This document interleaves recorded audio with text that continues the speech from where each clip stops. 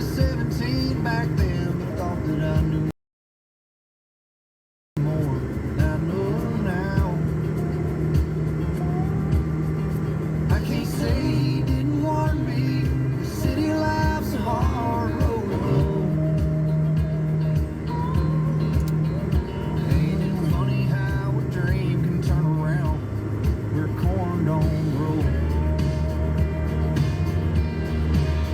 Hard times are real. There's dusty fields no matter where you go. You may change your mind, 'cause the weeds are high where corn don't grow. You may change your mind, 'cause the weeds are high where corn don't grow.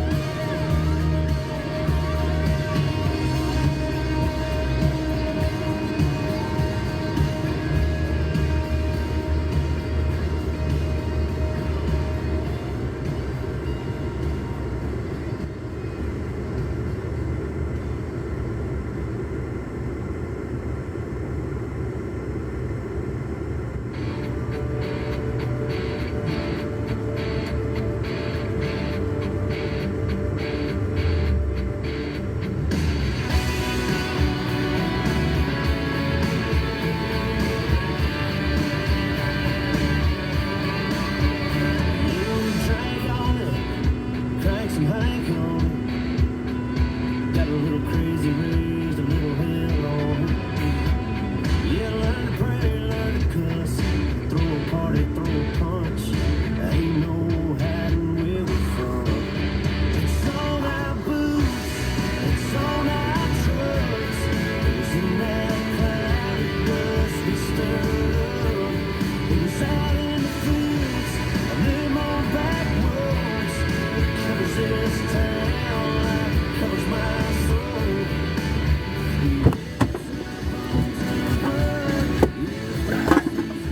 Fuck's sake. Whew.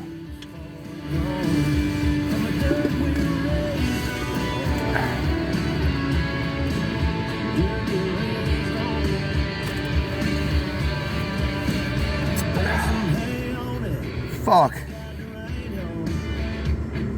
We met him at the gate when we tried to put an interstate on. We need these up out the heat.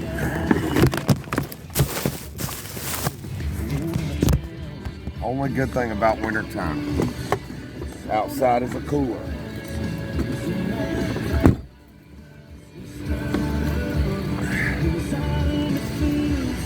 It's the only good about it.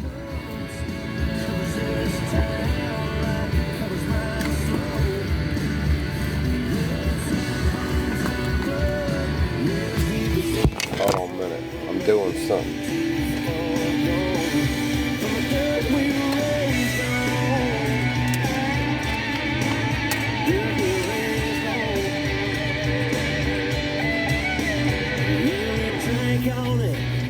Crack some Hank on it. Got a little crazy raised tail on it. It's on our boots, it's on our trucks. It was in that cloud of dust we stirred up. It was out in the fields, on them on back roads. It covers this town like it covers my soul. Yeah, it's in our bones and blood. Yeah, it's deep as these roots run. We'll never be too far gone from the dirt we were raised on. Dirt we were raised on. Oh. Still flying in the back of the truck with going as far as you can get. When it's down turned up to a country song. You can't see nothing. I don't know what you're talking about. Can't see nothing.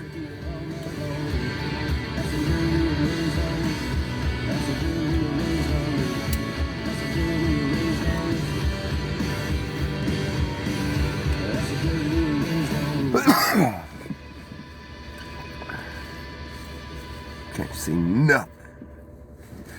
You ain't never heard of hear no evil, see no evil, speak no evil.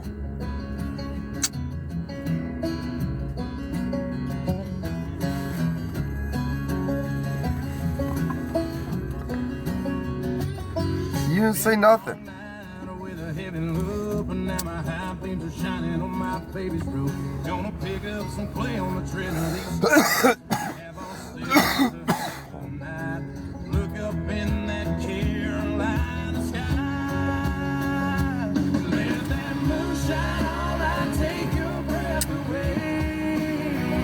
Doing awesome, man.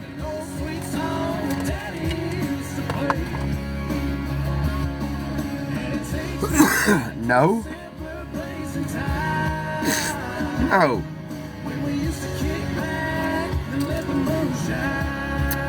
Who does that? Not me.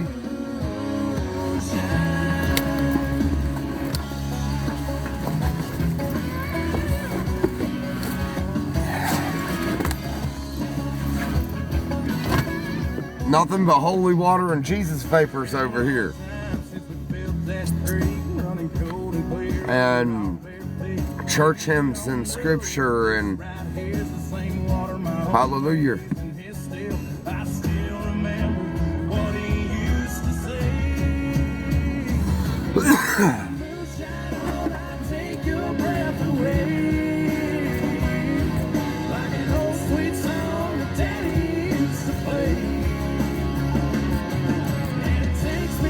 Yeah.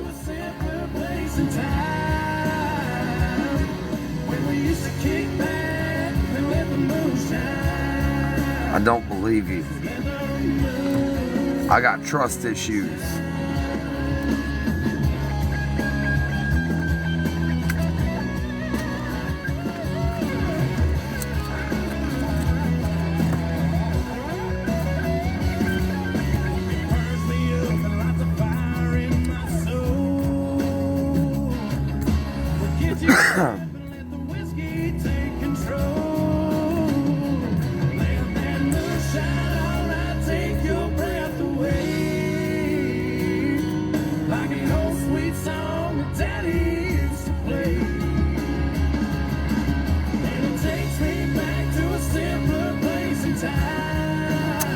Well, thank you.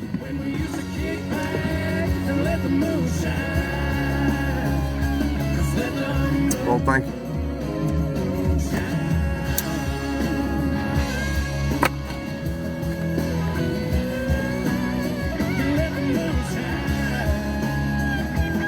I know a couple psychos that also like my face.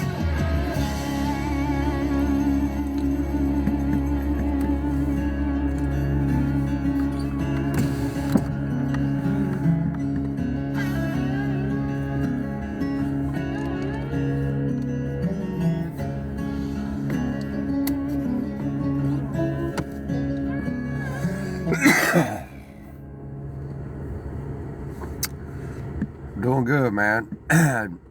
Just now getting over being sick. Work's going nuts.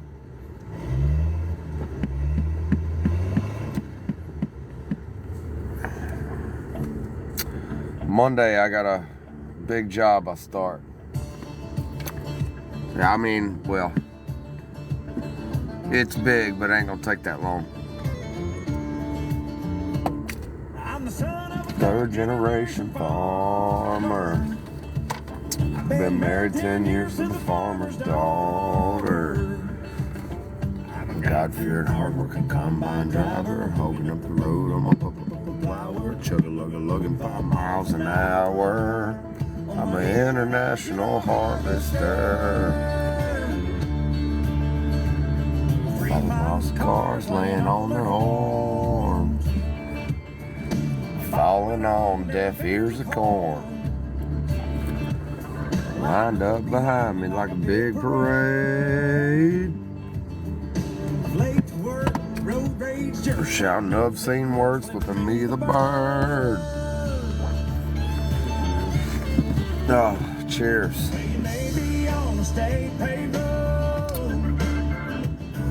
That blacktop runs through my payload.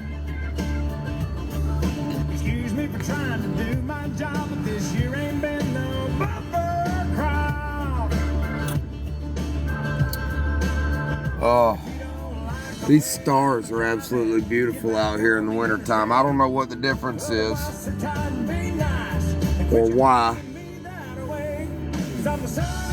It seems like in the wintertime the stars hang a little bit lower.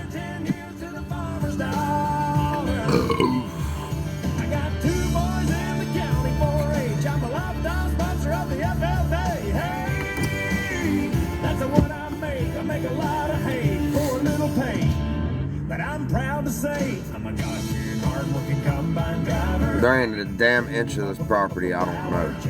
Looking 5 miles an hour on my international harvester. You know, wasn't that long ago. Hold on. The cussing me won't save you no time, horse. Wasn't that long ago, I could tell you exactly how many cypress trees were on this property. I forgot what it was now. And pine trees.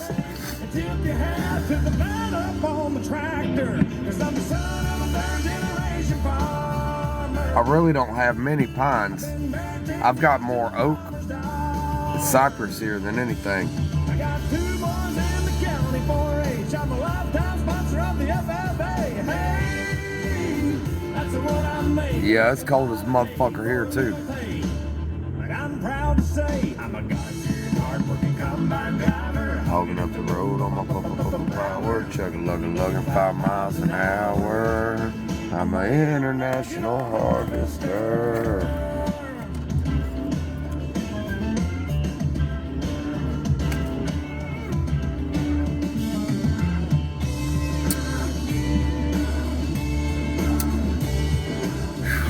I'm so glad I don't live up north. But that said, y'all don't have a humid cold up there.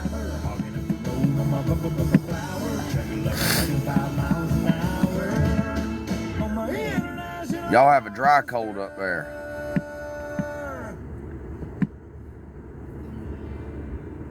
American girls, American guys will always stand up to salute and always recognized.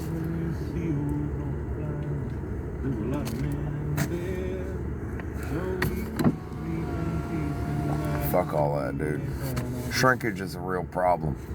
My daddy served in the army, we lost his right eye, but he flew a Flag out in our yard till the day that he died. He wanted my mother, my brother, my sister, and me. to grow up and live happy in the land of the free.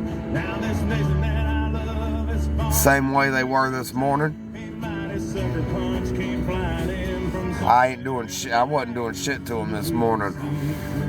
I was not feeling it today anyway. and we lit up And it was cold. I got them leveled. 4th of July. And that was it. And 2 holes dug with the auger, and that's it. And the Statue of Liberty started shaking her fist, and the Eagle will fly, and it's gonna be hell. when you hear Mother Freedom start ringing her bell, and it'll feel like the whole wide world is raining down on you. Brought to you courtesy. Of the red, white, and blue.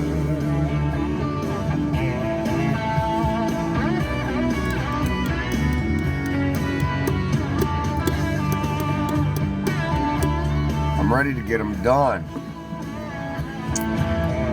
It's a process. Justice will be served and the battle will rage. I'm glad I'm moving into the position in my career that I'm moving in, because I'm starting to get burnt out on doing it myself.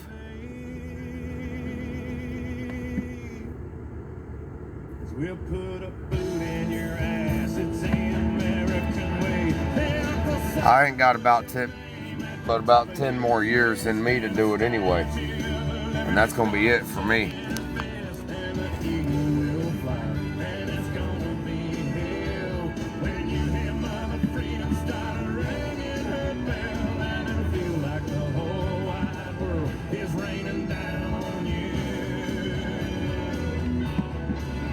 Yep.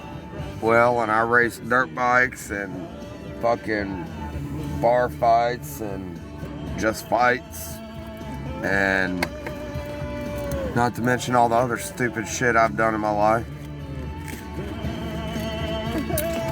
Yeah, that shit'll get you.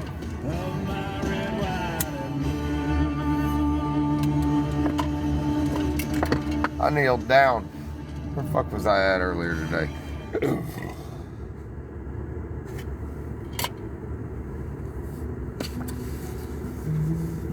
I think I was at the gun shop or something. I kneeled down and my knee made this fucking noise, and the guy next to me was like, oof, and he just reached his hand down.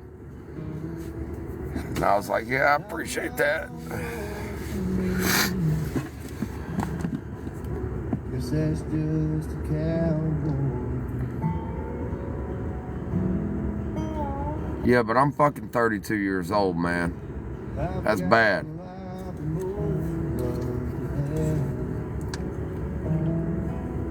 Sometimes I still wake up at night. That's not good.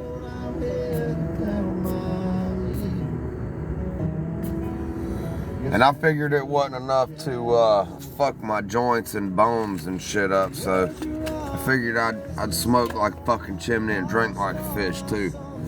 So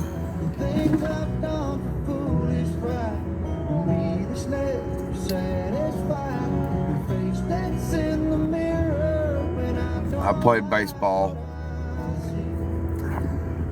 Actually, I would probably say most of the trouble I have with both shoulders come more from the dirt bikes than anything.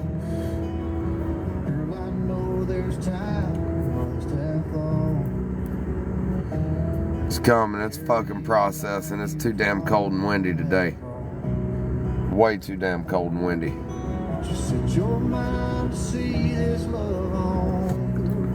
What's up, man?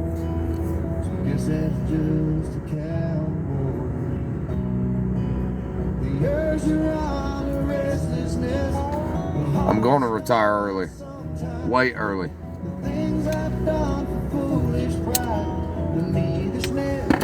And be a lot better off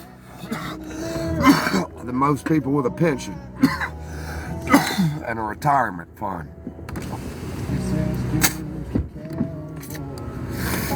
I might have taken 10 years off the end of my life to accomplish that, but I'll get to live more of my retired life than most get to. Probably enjoy it a little more thoroughly too.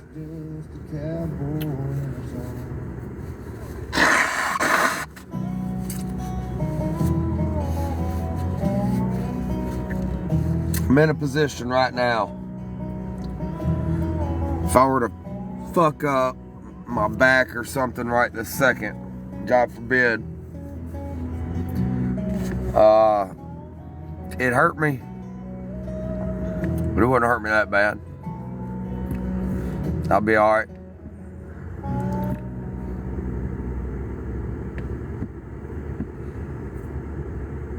I'll be retired probably by the time I'm 50, 55.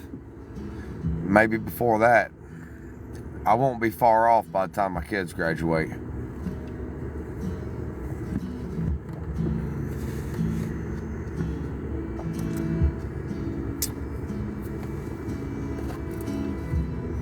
Well, yeah, I don't know. I'll probably be all right. I mean, fuck's sake, dude. 2 Mays ago, I had 60% road rash all over my body, a broken wrist and a broken foot from a dirt bike accident. And 4 days later, I was building a fence for a customer.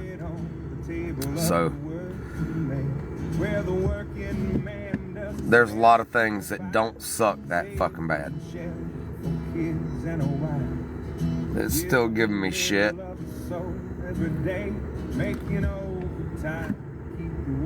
No. Nope. I dug 2 holes and got steps level and I called it. I'm not doing it, man. I'm not gonna make myself fucking miserable out there if I don't have to. That shit'll sit there till fucking springtime for all I give a shit.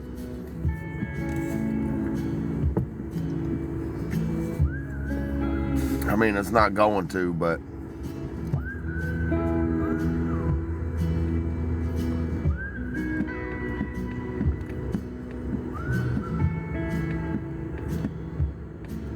I was barely 13 when the company man tried to dig my dad.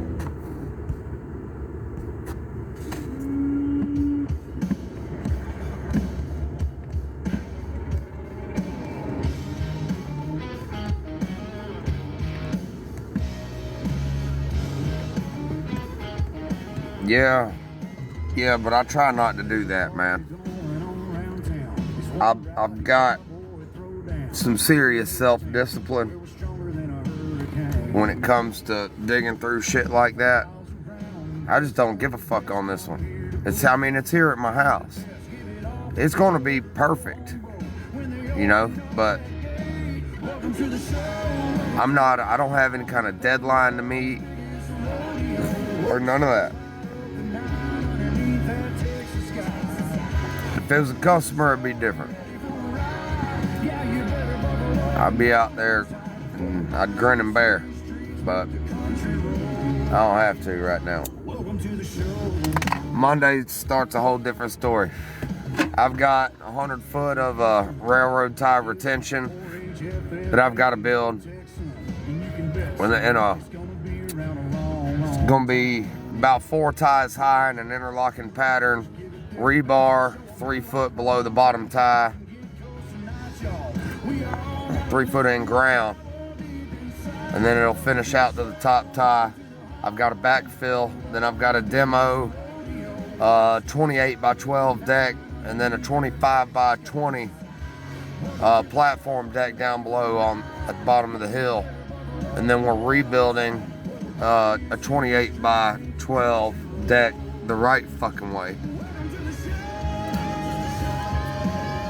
I swear to God, I look at some shit here in Florida that was built by somebody else years ago, and I totally understand why the laws are as strict as they are.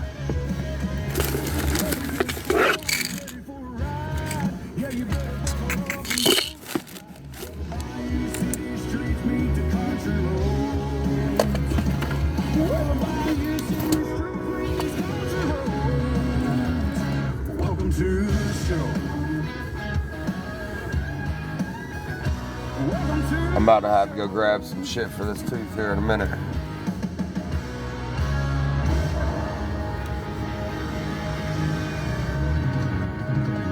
And I'll be the first to tell you, dude, I've broken 13 bones at one time, and 7 of them of that 13 was ribs. I'm a big old bitch when it comes to mouth pain. I do not like mouth pain.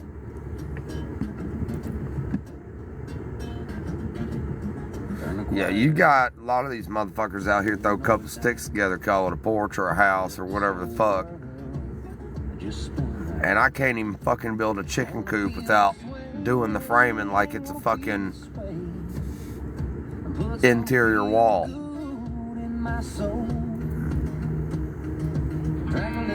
It's a thing, it fucks with me. Like everything has to be on center, dead level, nice, smooth, clean, flat.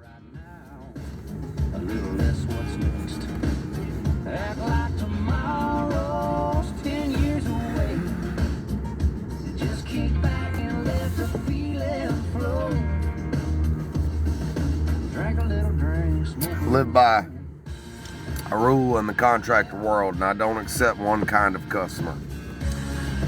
You can have 3 things. You have 2 of 3 things, but never all 3 things. Okay, good, cheap, and fast. If you want a good and cheap, it's not going to be fast. If If you want it fast and cheap, it's not going to be good. If you want it good and fast, it's not going to be cheap.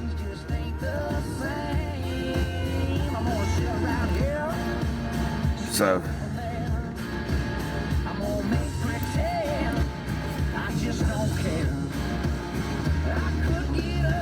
and I don't accept customers who want it fast and cheap, because I refuse to do below standard work, subpar work. I'm not gonna do that. I've got my name attached to that shit. And I can drive through Jacksonville, Gainesville, Lake City, Palatka, Interlochen, Yulee, Callahan. I can drive through any of those places and just be driving down the road and see some work I've done. And I can say, damn, that looks good. And I know other people drive down that road and see it too and say, damn, that looks good. For a fact. There's a lady,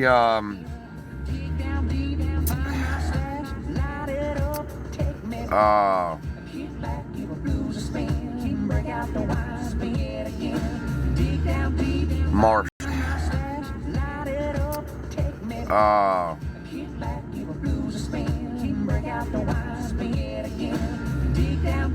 Marsh is the last name.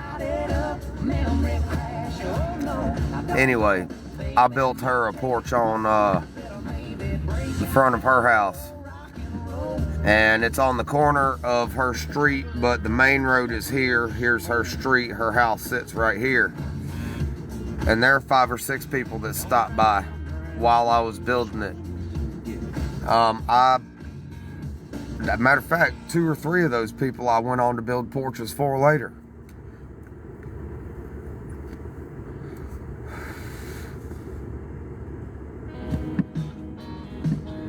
Oh, he's something else now. That dog. I feel bad as fuck. I know he's cold, dude. But I can't bring him inside.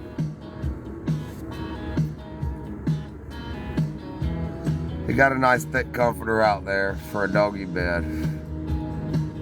And he's out of the wind, so that's half the battle right there. He don't like it, but I shut him inside the shop too and close shop doors down at night.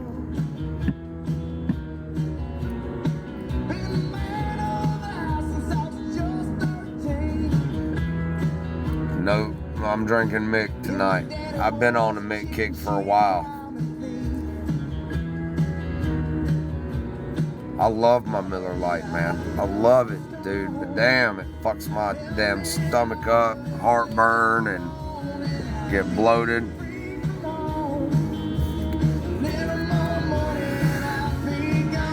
Yeah, he's got a big, thick cotton comforter out there, so he's all right. It don't get that cold in Florida. He's still a dog now.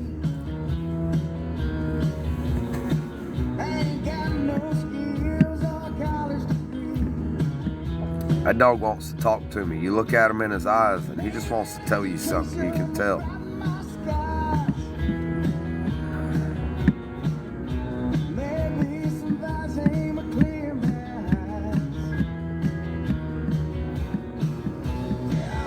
Yeah. I can feel my damn face swelling, dude. And I'm on antibiotics too. That's not good. I've still got 2 fucking weeks for my dental's active, and I'm not getting them pulled, dude. I like my fucking teeth.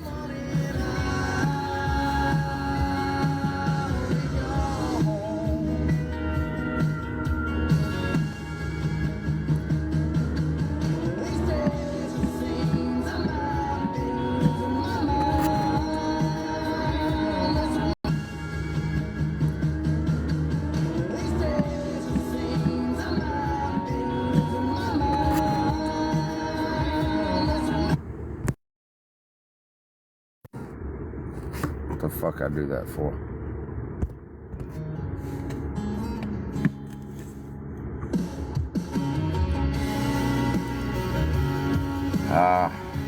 Be alright.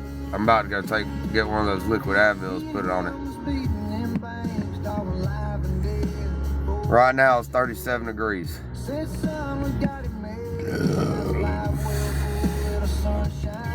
And the humidity's high.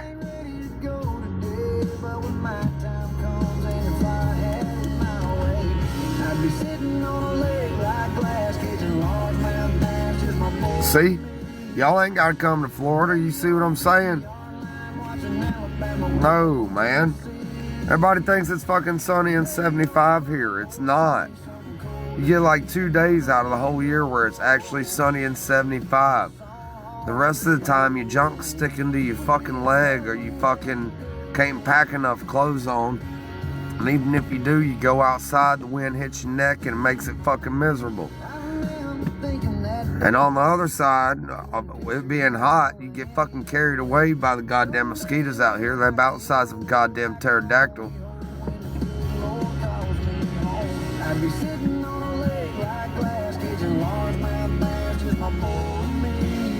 And the yellow flies, dude. Fuck's sake.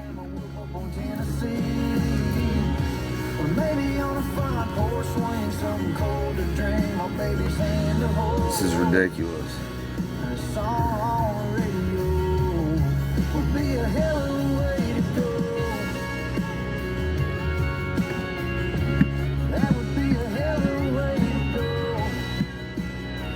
Yeah, man.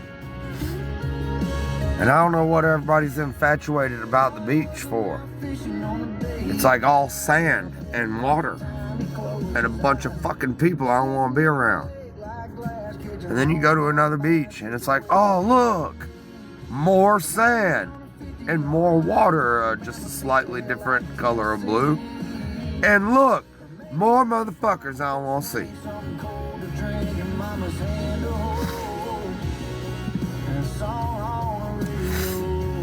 Florida sucks, dude. You can't go anywhere without seeing anybody. I can't go fishing and not see anybody. Only place I can go and not see anybody is right here in my fucking woods. I don't want to see anybody when I go fishing and shit. I don't. Hell, that's why I'm on fucking TikTok, because I just don't want to see anybody. You see me, that's fine. You know what's great about TikTok? Y'all gonna leave me the fuck alone.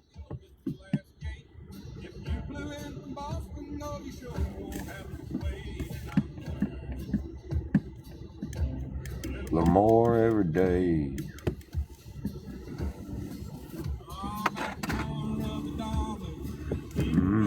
No, I didn't. It's too damn cold out there.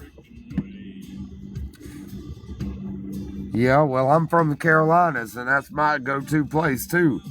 And I can still take you to places that people don't even know about that fucking place out there. And I go out there for an entire fucking week and not see anybody.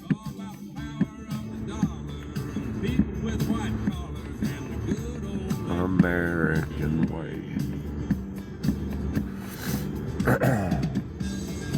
Oh yeah. As far as being sick, I am. If I get this fucking drainage to stop, it'd be great.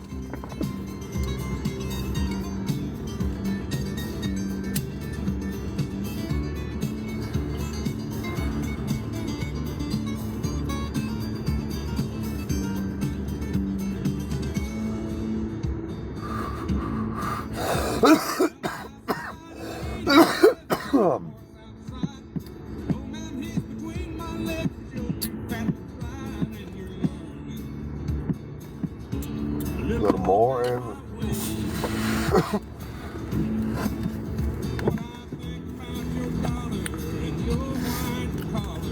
the good old American way.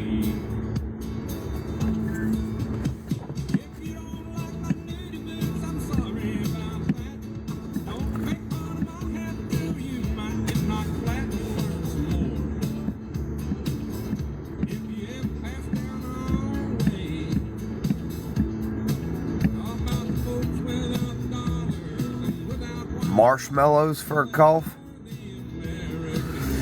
That's new. I've not heard that one.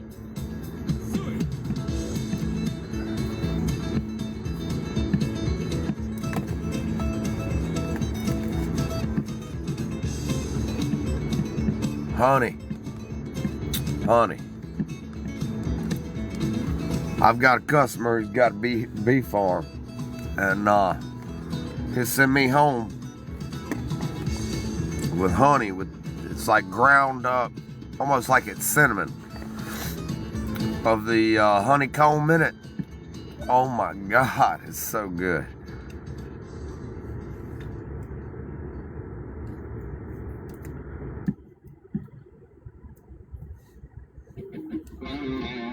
And eggs, man. Every time I go over there for that customer, he send me home a jar of honey and a basket of eggs.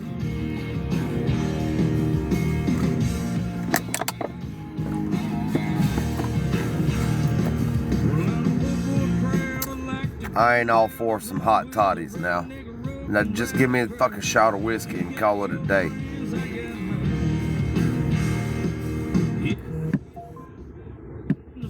Picking guitar, grocery shopping with a gun.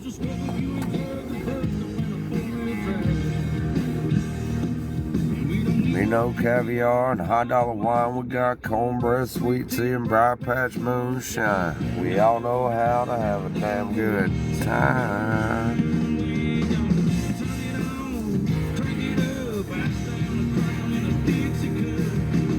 Get back in the pines and lose our minds.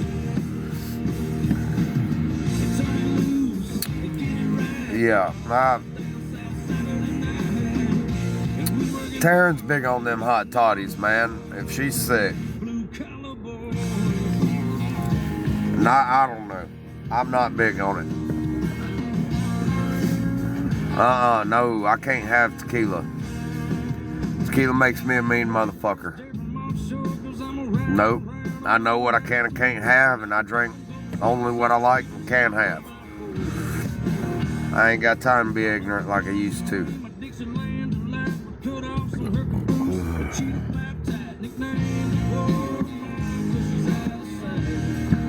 And that's exactly what I am. You get me on tequila, ignorant. To kill you fucking make me think I can fight the whole damn bar and try to do it.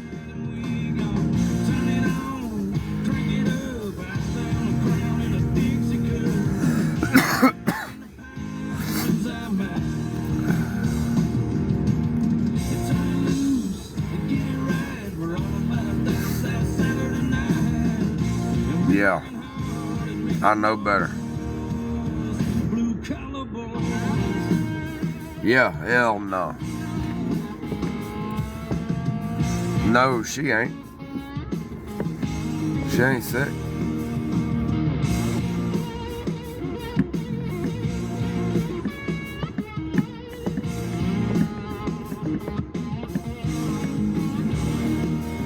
I want y'all to know something, man.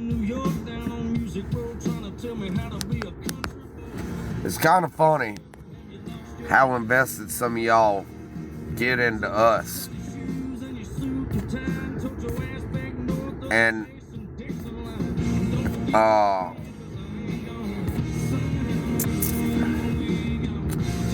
nobody ever get to either me or her. Not long term. It's fucking cold outside. I'm not sitting in the dark. You see the light on my face?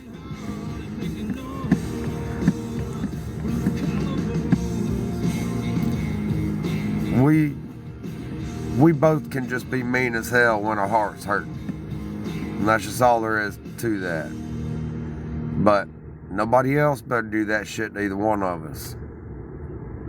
Hell hath no fury like that. I'm trying to tell you.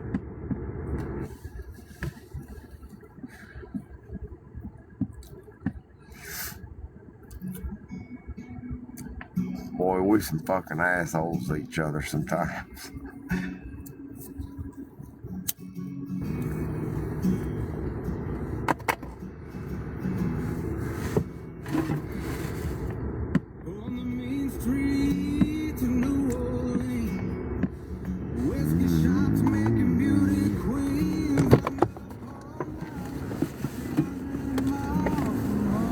Me and Taryn met him. I got her autographed guitar.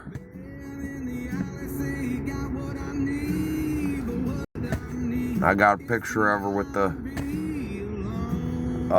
him and Drake White, and got all 4 of the kids autographed hats. That was cool, man. I got hit like his he's kind of like a producer. I got his email address stored in my phone to give a couple of my writings to. And I never did it. Never sent any of them over. And I've been told my whole life, people can write music out of your writings. I don't want music written out of it.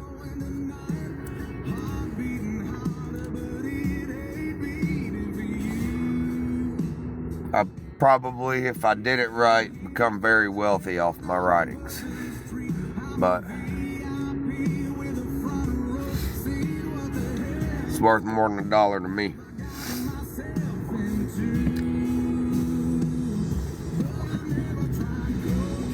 Nobody will ever have a copy of them until after I'm dead.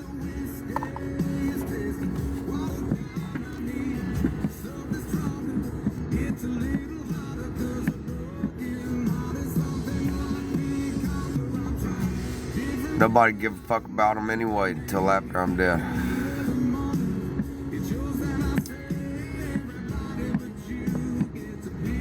And when I'm fucking dead, y'all do what the fuck you want with them. Fuck I care for. I'm dead.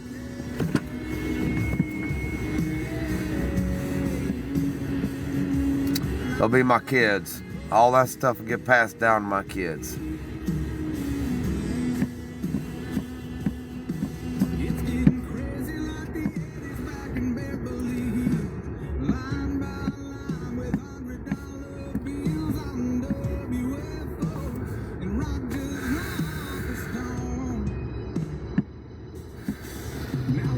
I done told y'all all a million times, you ain't got a fucking chance anyway. You ain't.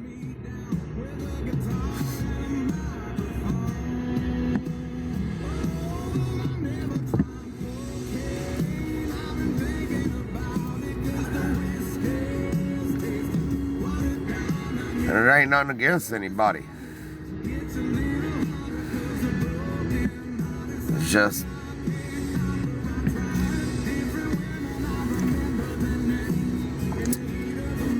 if this don't end up happy and beautiful one day,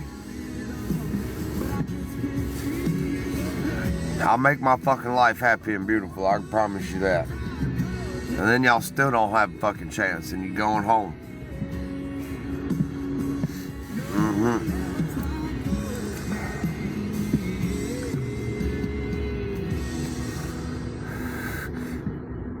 I've always been one of them type of motherfuckers. I ain't not Jim.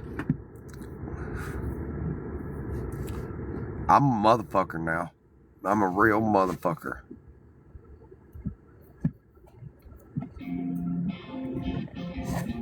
Somebody's mother.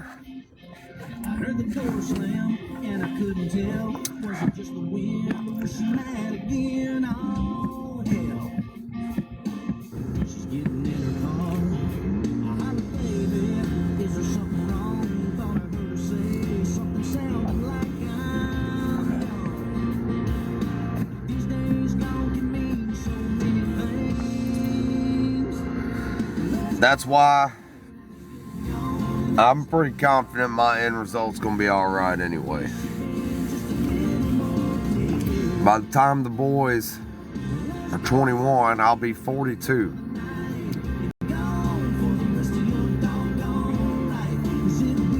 And over the next 10 years, the empire that I'm building with these companies,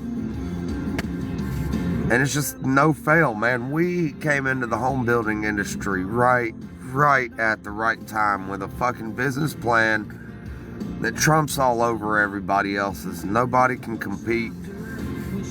This is getting ready to turn into something fucking incredible, dude. And I'll sell my fucking share in the company, sell my other business, invest into a bunch of fucking rental properties, buy, fix, flip, rent. And I'll do whatever the fuck I want to.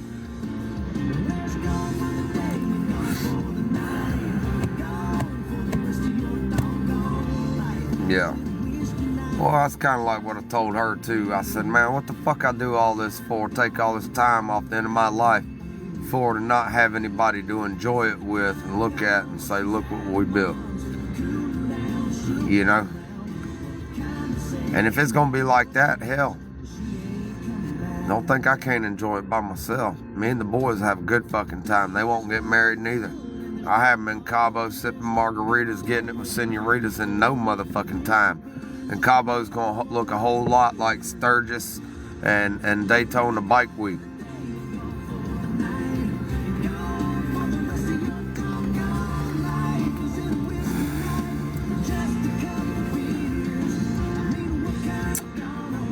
The day my boys turn 21, oh man, they'll never drink with me again. Never.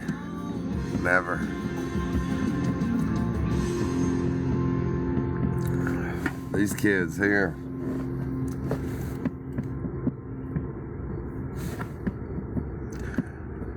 Oh, we going to Froggies.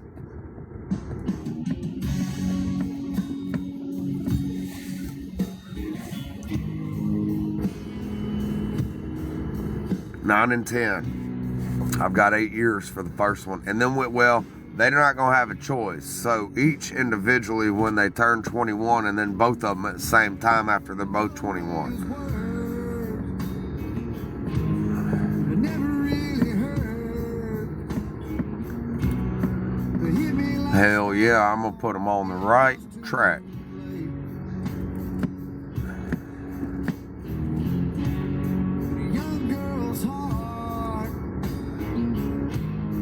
Go tell that one over there you drink her bath water. She'll love it.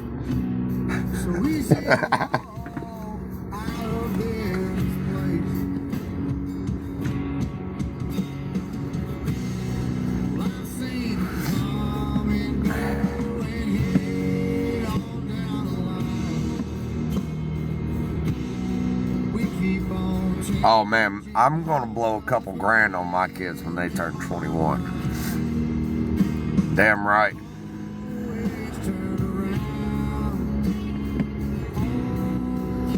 Oh man. I'm setting mine off into the true adult world with a baller's mentality. They will never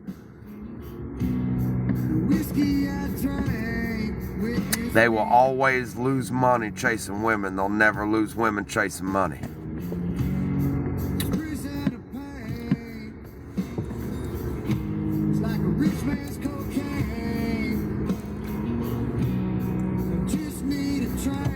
How y'all figure she's back here?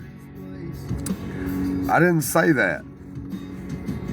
What I said was, even if y'all had a chance, which you don't, you'd still probably have to fight her, and I don't recommend that.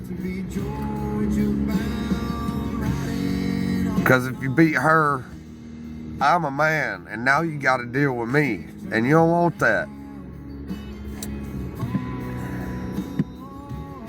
That's just how that goes. We're fucked up like that.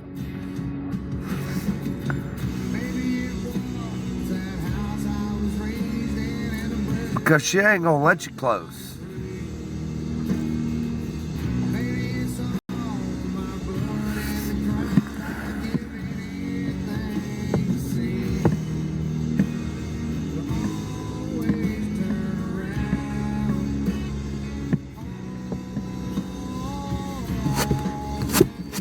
And I made a statement. Okay?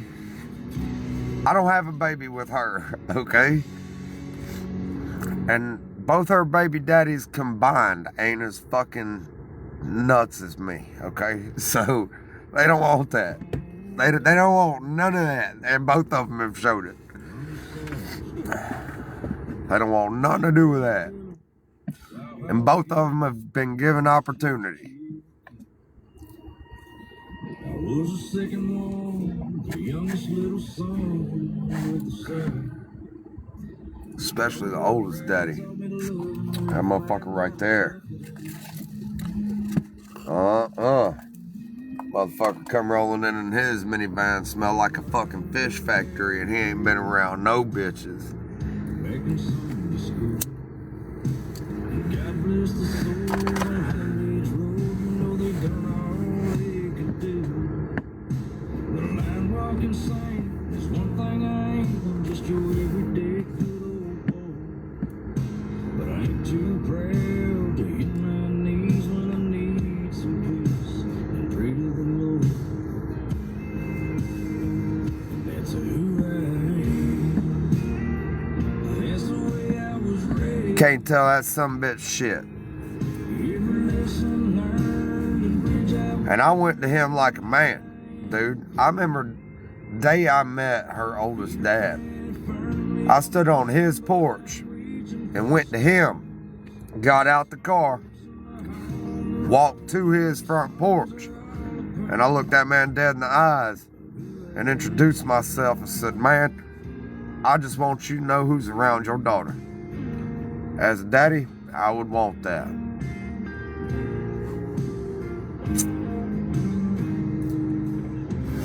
And then, you know, when she was here over 50% of the time, she's a good girl. Her daughter's got a great heart, man. But damn, she's hell. And she's every bit of her mama in that. And when she's giving her mama hell here, it's really hard for me to keep my mouth shut. It is. You ain't gonna talk to your mama like that. No. Not here. And when she was here more than 50% of the time, I tried to get her and him and me together so that we could stand as a united front. Because situation, she's figured out how to manipulate and escape shit, you know, consequences and whatnot, right? You have to stay, there has to be that consistency there. And that fucking just went to shit.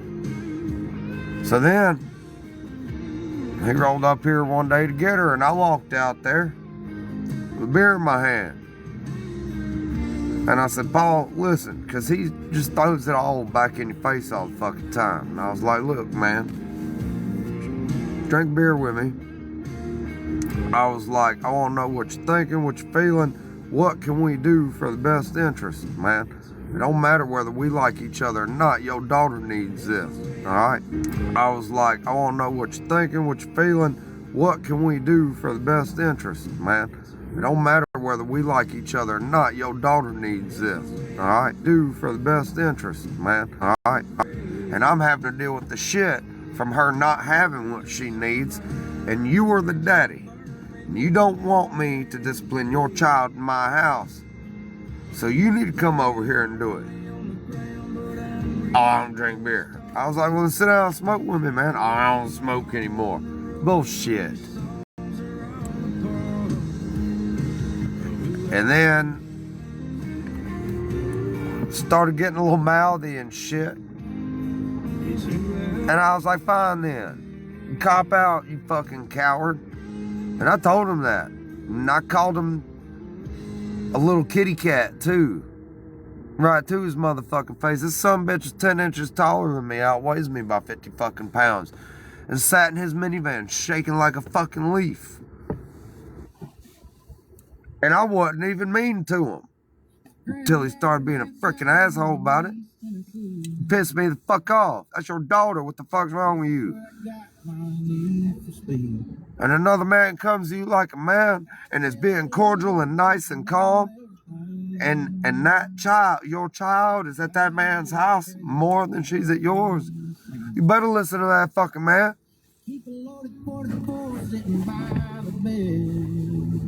Fuck that, dude. And I ain't gonna put up with it. So now I'm in a position where I'm like, man, fuck it. I do what I need to do in my house. I'll ask for forgiveness before I ask permission anymore. And I ain't asking for forgiveness. I knew what the fuck I was doing before I did it. And I told everybody prior.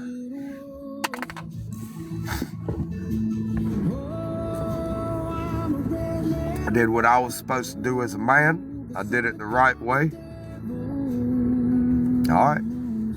I told you.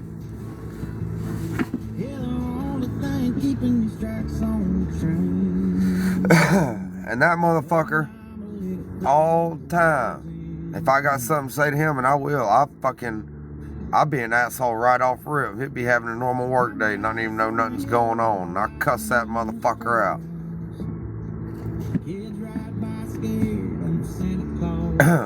But he'll make it all the way home before he starts sending her messages, making threats he's going to whip me and whatnot. And I said, all right, well, I got my boots on. I'll meet you on mutual ground. How come he won't never do that?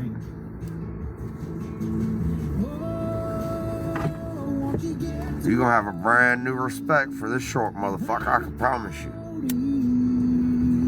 And he knows it. That's why he won't take that step. He knows it. You can just smell. Listen, I'm going to tell y'all something. A grown man looks at another grown man's eyes. Don't matter if they're big or smaller. Doesn't matter. You just know. There's some guys you just don't want to fucking do that with. Okay, and I may be one of them. Okay, but I've also met guys that made me. Yep, you know what? You're right. I'm gonna readjust my attitude a little bit because men can do that.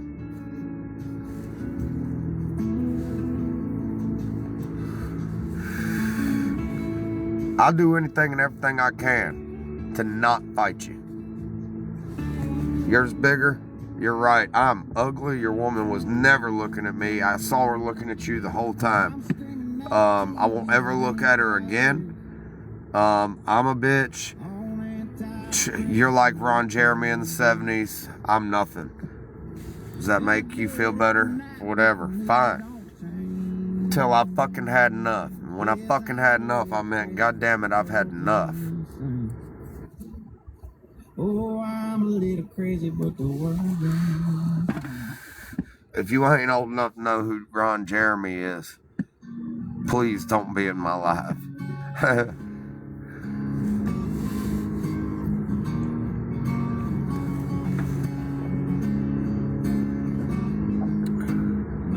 Man, they did that ugly dude dirty. They did him dirty as hell. Made him feel like he was on top of the whole world. And now they got that man sitting in jail for doing what he was paid to fucking do. His job. Free Ron Jeremy, 2026.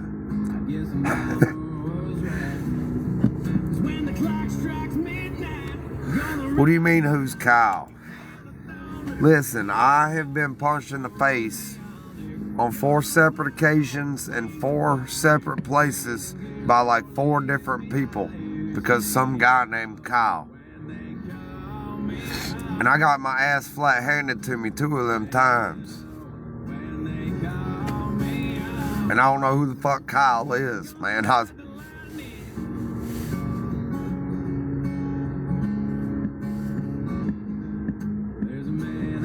No, he's not good looking, but that's just proof that you don't have to be. As long as it's like that, you don't have to be.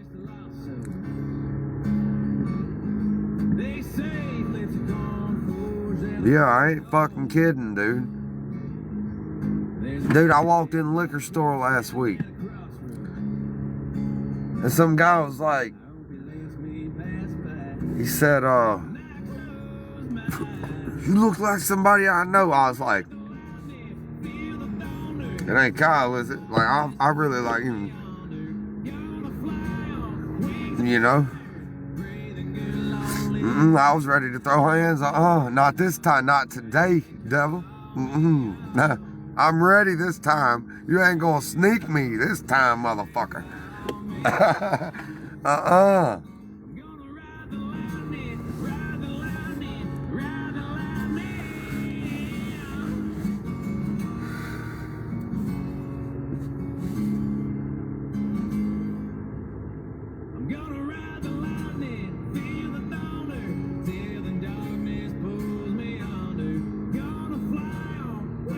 And what's crazy is I always had people around me that were hard asses, alright? And the one day, I had a straight-laced ass fucking buddy with me at the bar drinking. This fucking burly ass motherfucker comes in, picks me up over his goddamn head, and I mean threw me behind that bar. Listen, he walked in and made a beeline straight towards me. And then acted like kind of casually. I noticed him looking at me. And Greg did too. And he goes to the end of the bar, orders a drink, and he looks at me. He's like, "You Kyle?" I was like, "No." He's like, "No, you Kyle." I was like, "No, I'm Tyler." He's like, "No, you Kyle." My buddy Greg, he's like, "What the fuck, bro? You want him to show you his goddamn ID? What are you, a fucking cop?" You know? And I was like, "Dude, I'm fucking Tyler," you know? And then that just enraged him. And he just like grabs me by the back of my Carhartt and by the back of my belt loop and lifted me over his head. And I mean, threw my ass behind the fucking bar. I hit the fucking liquor rack behind the bar and everything. Hit my damn knees on the liquor rack. That shit hurt like a bitch. And this big sumbitch, man, I mean, he was huge. This sumbitch looked like a fucking human tank. I mean, he's just... Motherfucker blocks the sun at the goddamn community pool. He's big, dude. And I got up hobbling. You know how, like, going up the stairs or something, you grab the pole and around it to go faster, right? That's kind of what I did to those fucking... that bar rail on the end of the bar where you order your fucking drinks. And I ran up to him screaming with my fucking fist cocked back. And I was looking up like this. And I was like, "Fuck you!" And then I went home. Because I was not gonna die that day. That's a true story.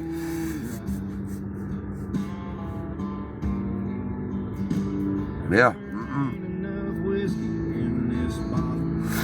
If he wouldn't have fucked my knees up already, I really would have taken my chances. I'd have rather been drugged through the fucking bar than that shit. That was just fucking pathetic. That was fucking... He's so big, there's nothing you can fucking do. But I had pool sticks and shit, okay?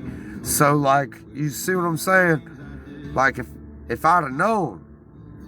No, you're not. You laughing at me. I know better. Motherfucker, you know how much time I spent in the fucking bar? You ain't about to bullshit me.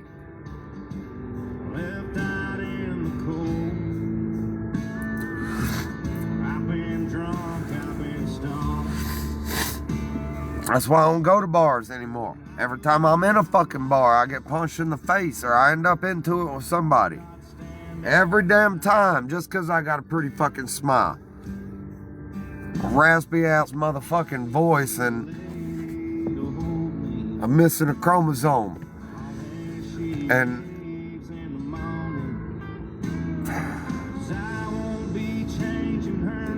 somebody's old lady always ends up getting me punched in the face, dude.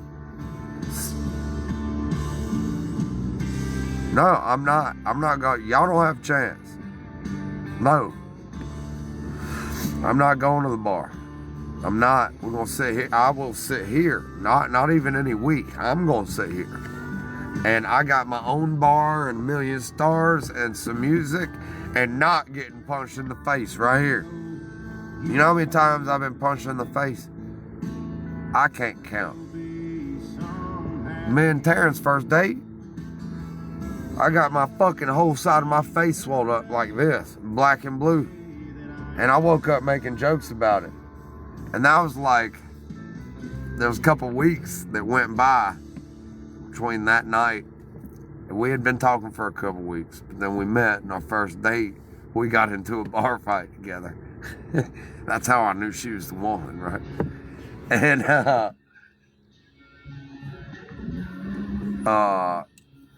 no, I'm not going with you anywhere. No. Anyway, I got sucker punched twice in one trip to the truck. And they hit me and disappeared off into the crowd. And the second guy hit me and bobbled my goddamn head off the fucking asphalt about 4 times, 5 times, and then disappeared into the crowd. They didn't knock me out, and I could barely walk. I was half asleep anyway. That's how hard my motherfucking head is. Sometimes, and I'm gonna be straight with you, I've had my ass beat praying to be knocked out. Because there's nothing I can do about the situation I was in.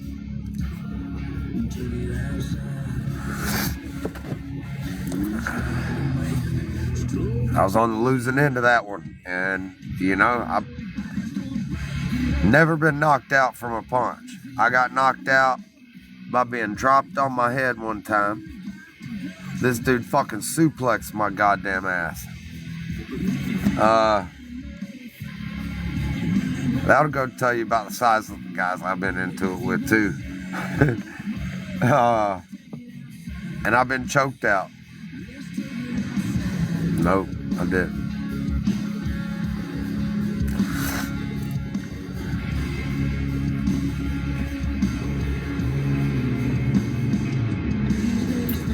Stupid positions I put myself in.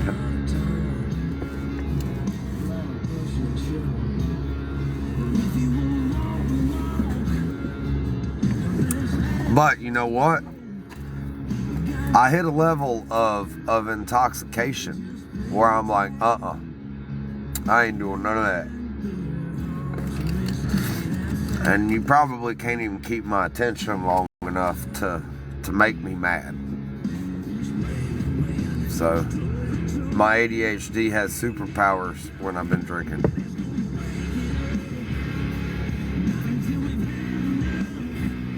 Yeah. Grew up with a guy named Corey. This some bitch is bad to the bone with his hands and feet. By the time we were in high school, he had a black belt in 2 different types of martial arts. I mean, that's all he did his whole life. And he went to whipping ass on about 5 people one night. And I shit you not, 5 people single-handedly. And one of his buddies comes up to me, hey, get your boy. Get your boy. I was like, you get him. No. I think he got it taken care of. No, you get him. And he had been drinking a lot that night too. And he's shorter than me. He's an inch short. I'm 5'7". He's like 5'6" and weighs $140 at most. And that is a bad little sumbitch right there.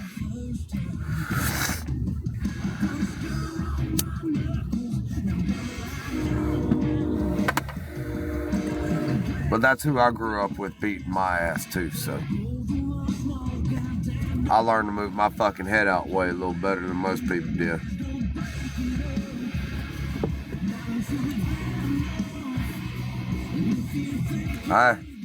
It kills me, dude. I listen to people talk about all the time how they've been into it all these times and never had their ass handed to them. Alright. Okay. Whatever, man.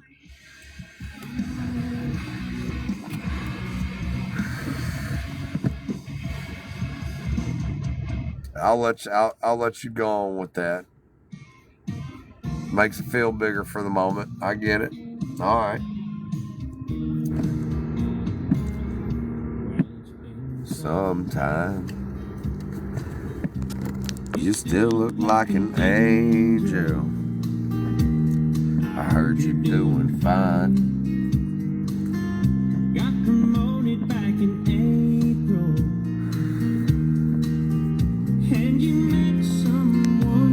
No, man. I told y'all about that. I'm talking about Chris. No. I mean, I've had to carry a couple people into their apartment. My buddy Mike passed out at the fucking bar top one night, and I had to throw his little ass over my fucking shoulder. Greg was with me that night, too. The bouncer looked at me. Man, we were having fun, dude, and things were going well as single 22-year-old men that night, okay? Right. And then the bouncer looks at me, and he points at Mike, and Mike's snoring on the fucking bar top like this. And I couldn't get him up. So I throw this motherfucker over my shoulder. I get halfway through the damn parking lot to the truck. He starts puking over my back, and I was like, ah, and I just dropped him. Like, it was just reaction, I guess. And I just dropped him right on his fucking ass in the asphalt. Let him puke it out for a minute, and I picked him up again. And we stuck this motherfucker in the bed of my truck, and it was like fucking 17 degrees outside that night. He wasn't puking in my fucking truck. The wind blew over him. He's gonna be all right. Some bitch. We pulled back up to his mama's house, dude. This some bitch's fingers and his lips are blue.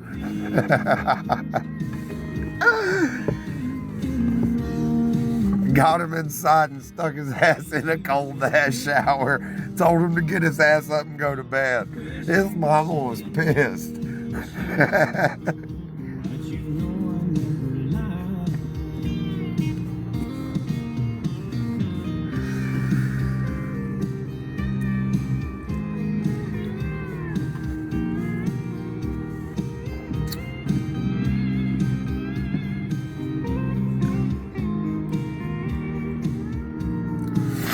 No, my buddy Chris got fucking hammered at a place called, we called it the Blind Hoe. It's called the Blind Horse in Greer, South Carolina. And man, that was motherfucking Buckle Bunny paradise right there, son. I'm trying to tell you. And it was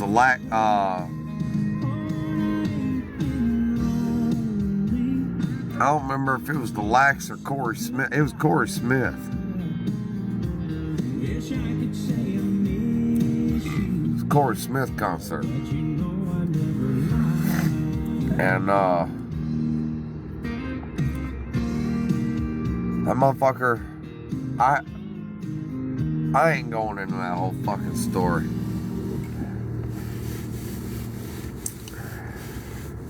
I ain't going into that. But this motherfucker wanted me to brush his teeth. Fucked up, man.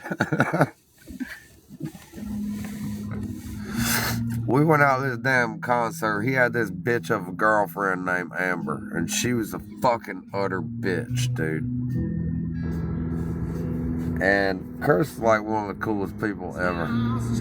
Hold on. I gotta pause this song because I love this song while I tell this. Anyway. So,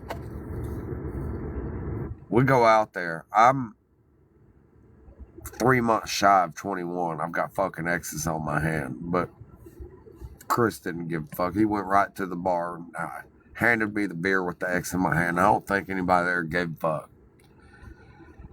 And we stand in this crowd of people at the Corey Smith concert, listening to him sing. And, Chris, I mean, the moment we got there, because she told him, you better not come home drunk. And that motherfucker did it out of spite. I know he did. And, I mean, we're standing there. He had already pounded a couple beers, a few shots. I mean, a lot really fast, right? And everything's normal. And he's like, hold on, I'll be right back. And, like, he kills the last this much of his beer and then looks at mine, like makes a beadlock on the beer he just handed me for me, snatches it out of my hand, pounds my fucking beer too, and then goes to the bathroom. Right? About 10 minutes went by. I was like, man, where the fuck is Chris? And I got to looking around, there was a lot of people there. That's why he told me. He's like, man, just wait right here. Because he was riding with me. So I went looking for him, man. I was standing on top, my short ass standing on top of fucking bar stools and shit trying to find his fucking ass. Wasn't in the pool room. Wasn't in the fucking bathroom. Wasn't at either one of the 2 bars they had in there. So I go out front, see if maybe he got in trouble with the bouncers or something. And there's Chris. Already about half motherfucking slump, stuffing his damn face with a damn hot dog slumped up against the goddamn hot dog stand. And they told me they wasn't letting him back in. I wasn't about to do that to my homie and just make him wait out there. So we got to walking down damn little street thing there to get back in my truck. And I had a 1992 Ford Ranger with stick shift at the time. And like he about like fell out into traffic. I had to grab this guy and pull him in a couple times. He's stumbling. We get in my truck. I go around and open up the damn door for him. And this motherfucker set his ass in my truck and passed out before he got his fucking feet in my truck, man. I literally had to pick this dude's feet up and put them in my fucking floorboard. I ain't hear a word out of this son bitch whole way back to Amber's house. And we get there and I'm like, Chris, wake up. You're home. He ain't moved. Chris, wake up. You're home. I did that 2, 3, 4 times. And I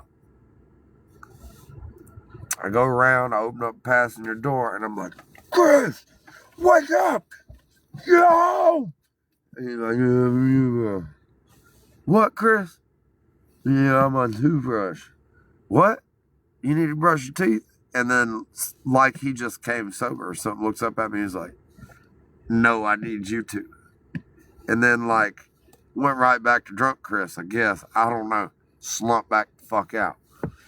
So I get in the truck and I, like, pick his big, heavy ass up, throw his arm over my shoulder. And I get him to his door. He's starting to wake up a little bit, still totally tatered, right? And I'm like, Chris, where's your keys, man? Oh, my pocket. Chris, bro. I ain't reaching down in your pocket to get your key. And you get your key, Chris. Come on. And he went to trying to get those goddamn keys out his fucking pocket, bro. We stood there way longer than we should have. And I was like, all right, bro, just don't look at me, okay? And I like got his fucking key out of his pocket. I open up the door and Chris goes in. I hear Amber immediately start screaming. And I set the key down on a little table by their front door at their apartment. And I shut the door behind me. I took 2 steps and I hear, boo! I said, oh, shit. And I opened up the door and peeked my head back in. Chris done passed out in the middle of the living room floor looking like Jesus. Fucking Amber took one look at me and I saw those goddamn eyebrows go up and her started coming for that door. And I ran to my truck. Anyway, she put that motherfucker through hell for that shit.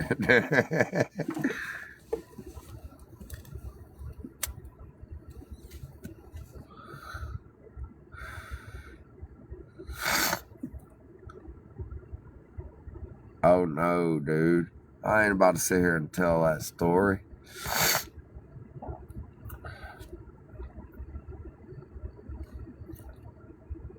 No, we ain't about to tell them about that. I ain't about to say that.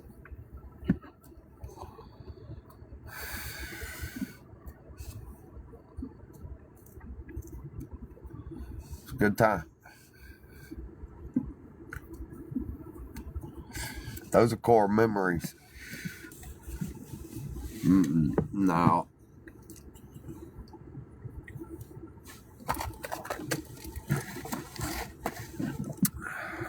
Nope.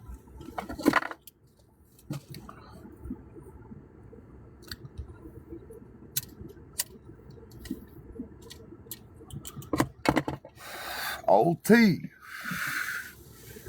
Oh, man. And if you saw what she looked like now,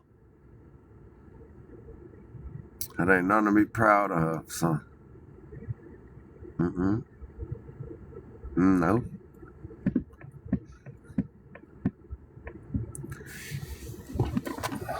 Back then it was. We were fucking 12.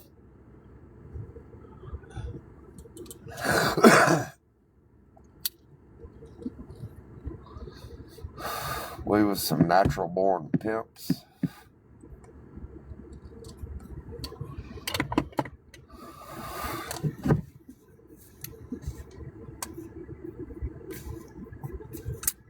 We talking about the neighborhood girl. We're not talking about the neighborhood girl. Apparently I like redheads. Because my kid's mama's a redhead too. So you don't choose the redhead life. The redhead life chooses you. And honestly, can anybody not psycho really deal with my shit? Probably not.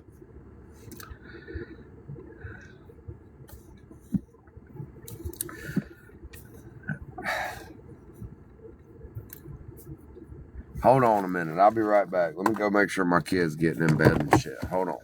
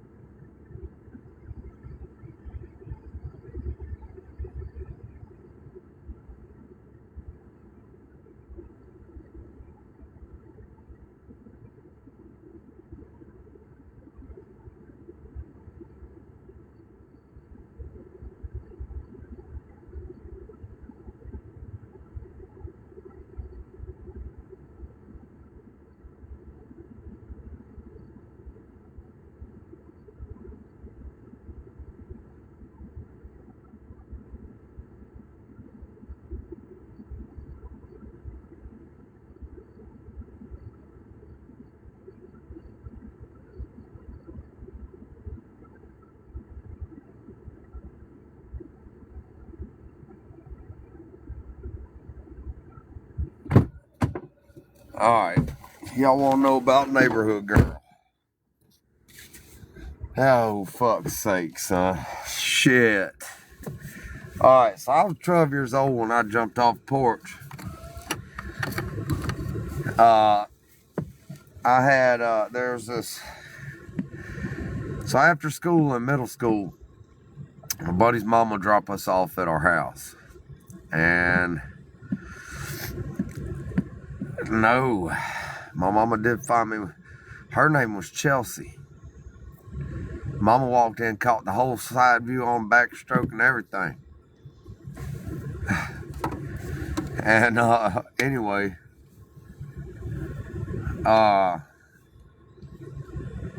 we used to get dropped off before the bus came through and dropped kids off. Yeah, I wasn't but about 15 then, 16. But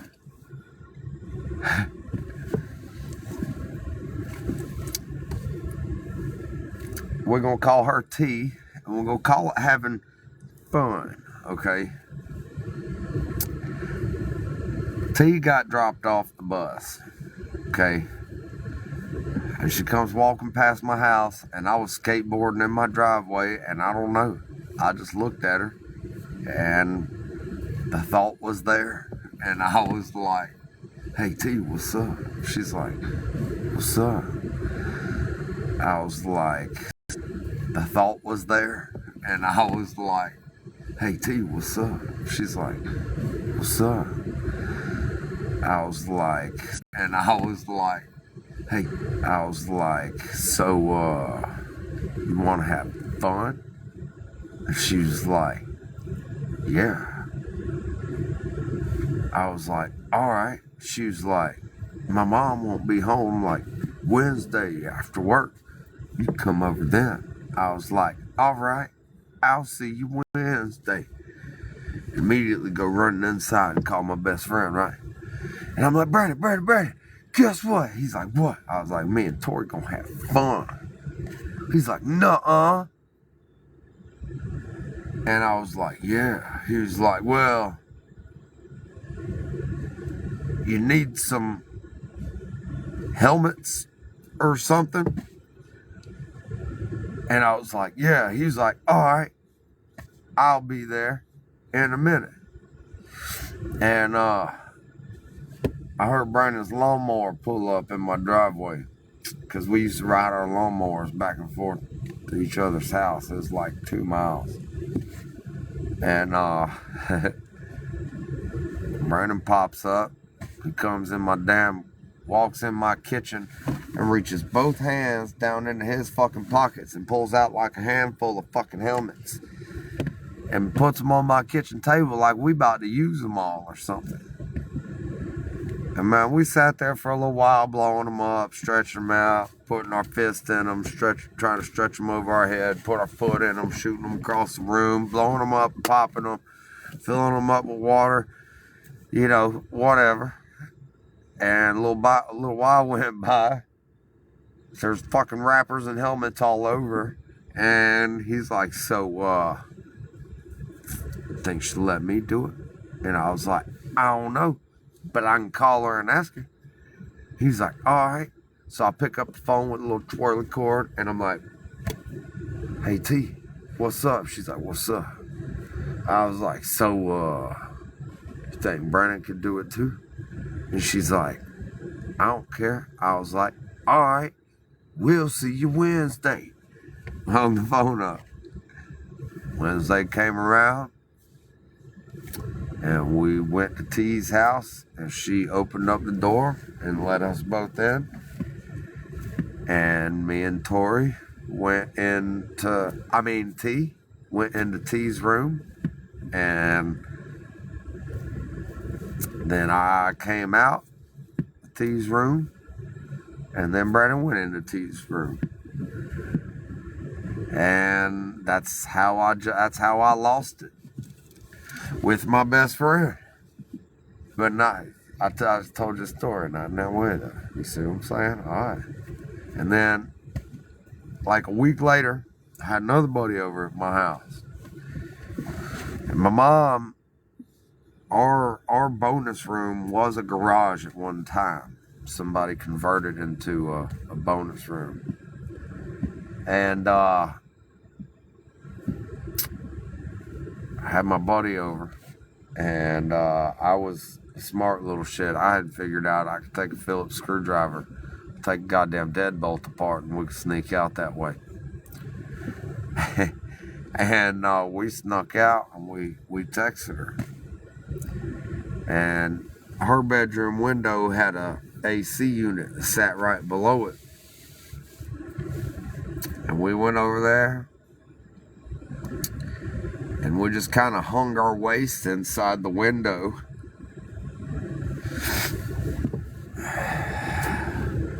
And we both left with fist bumps. So, yeah.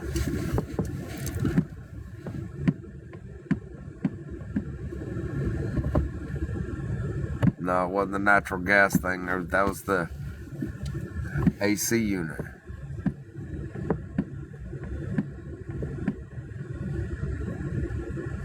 Nobody was good. We were fucking 12. That's a sick question to ask about some 12-year-olds. Okay?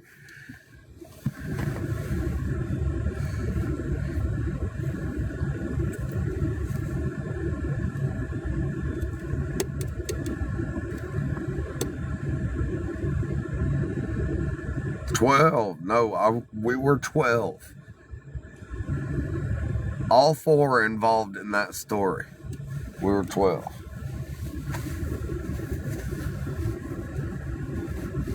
No, fuck no. I was an angel child. I just told you we were in fucking church every Wednesday and Sunday and reading scriptures and singing church hymns, and we were the deacons of our Sunday school classes.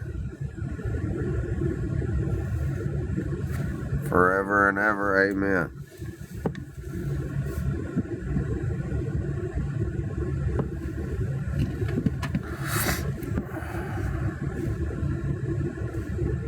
I don't know, we moved on to the next one just like her after that.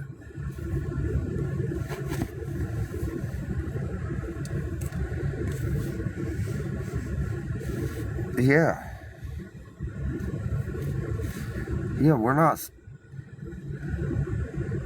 we're stupid, we ain't dumb.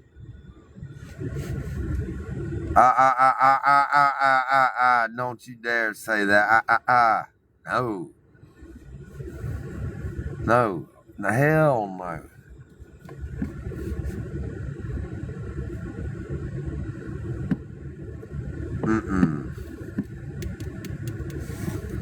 Alright, anyway, my song.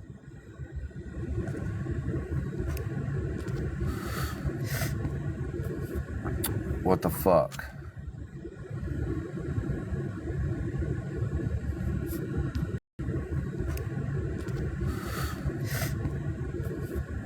What the fuck?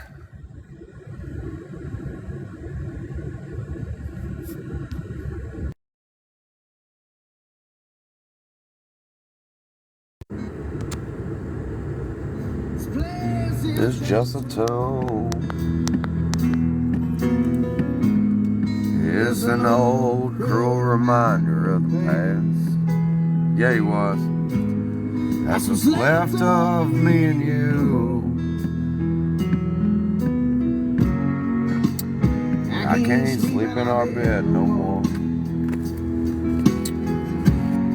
Misery shakes me to the bone. Hell no. Try to get some rest. I cannot sleep alone.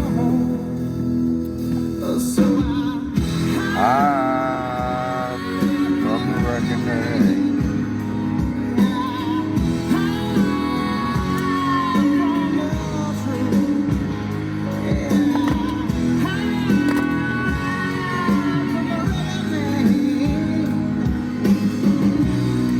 Till I'm lying next to you.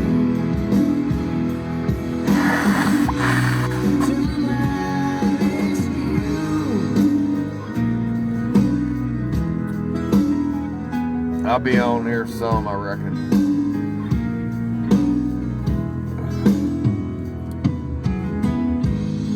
These prescription pills get me by. At the bottom of the bottle every night is where I hide. I hide from the fact you're gone. And after all these years, I'm all alone. At the end of my road now, on the way to ease the pain. When I get there, I put that cold steel to my head. I squeeze the trigger beside your grave.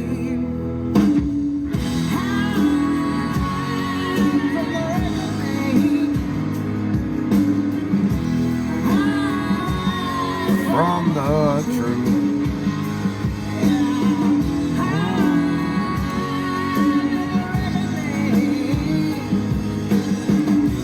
till I'm lying next to you.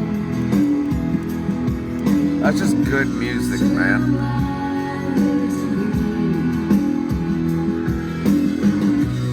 Till I'm lying next to you. It's actually kind of amazing. Yeah. It's actually kind of amazing I don't have a criminal record and had all my real teeth before I got veneers. Well, the root of that tooth is still there. Half that tooth is still there.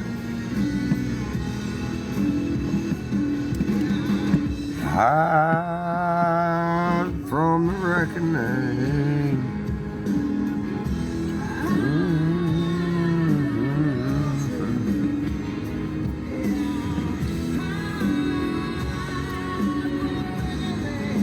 I meant well. I did. I meant well as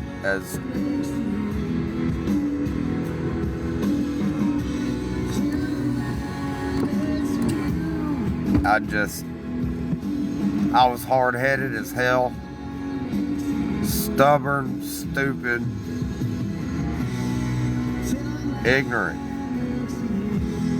with a whole mountain of a chip on my shoulder.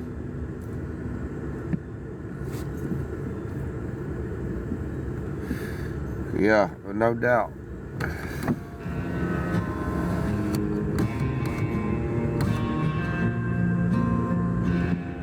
And I still ain't tough, man.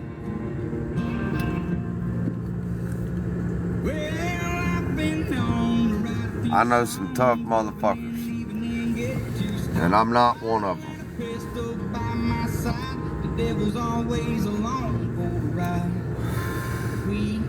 No. No, I'm not.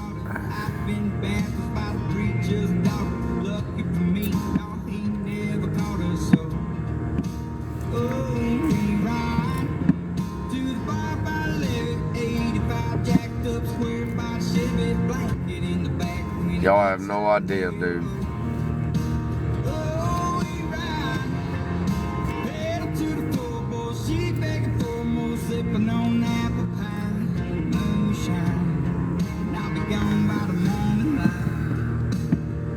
No, I'm not soft neither.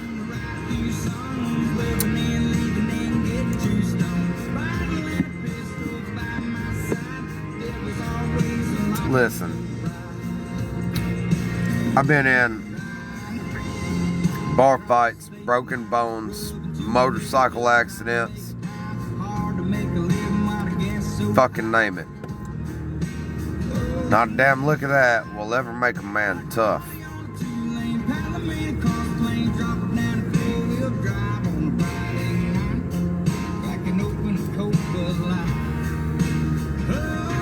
Never. High pain tolerance, maybe. Fuck's that mean?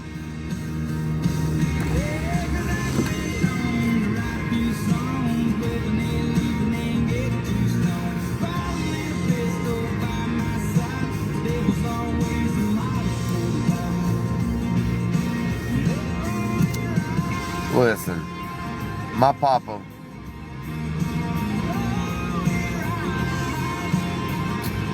was married to my grandmother for over 40 years. She was an absolute saint. She was the only woman he ever wanted, kissed, touched, loved, married, any of that, dated. She was the only woman of his entire life. They knew each other from high school or like grade school. And she died, and as miserable as he is, he still chooses to live every fucking day. That's tough.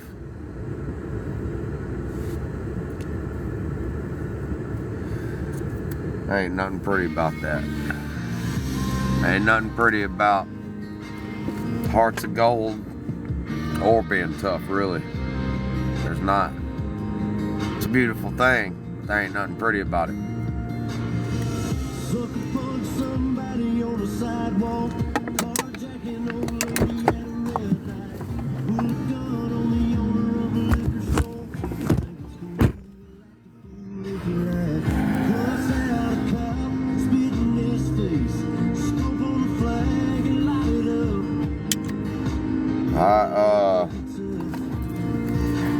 Try that in a small town. I've got a very tight personal relationship with God, and it may be why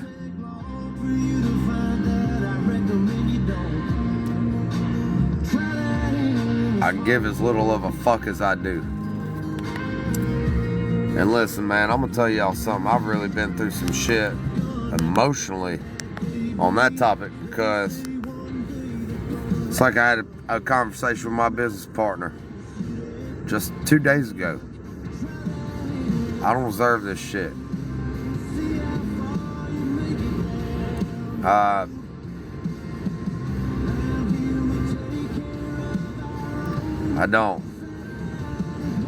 don't deserve the life I live.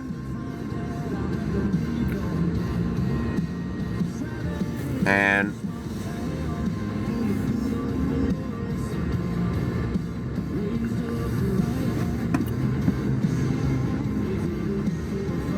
obviously I'm here for a reason. There's been too many times I should have been dead and I wasn't.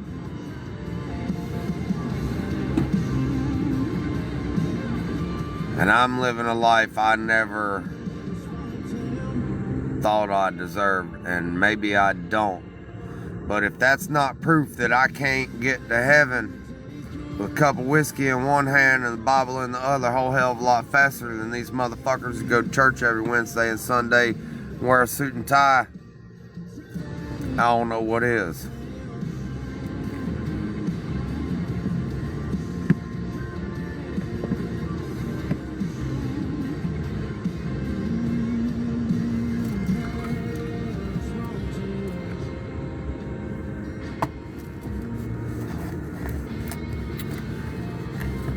What's crazy is before October of 2017, if you told me or asked me about God and religion, I'd have told you there wasn't one. Once you're dead, you worm dirt.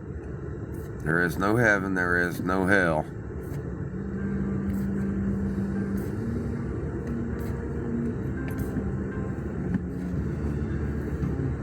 I was the most anti-religious person you'd ever fucking met. I had lived my life. I wanted to be left the fuck alone. If I didn't want to be left alone, I was making money, hustling pool tables, doing whatever the fuck I wanted to do.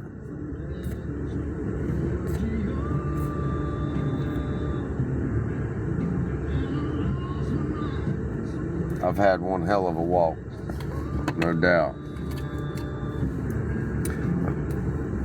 What made me change? A bullet. And being a daddy.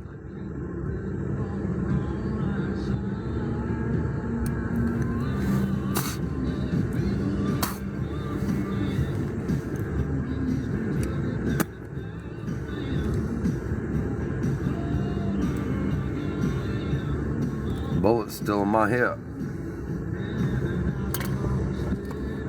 The doctor left it there. I said, you can do more muscle and tissue damage trying to dig it out than to leave it there. And I was like, well, fuck's sake, I didn't know you could do any more with a fucking 9mm bullet pressed up against my fucking hip.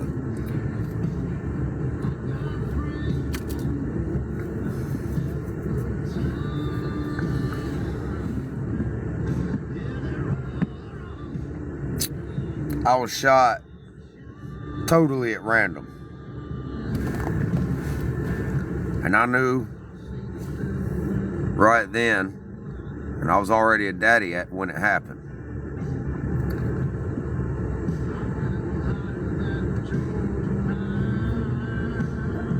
I knew right then that the life I was living in a world like that, I wasn't gonna make it.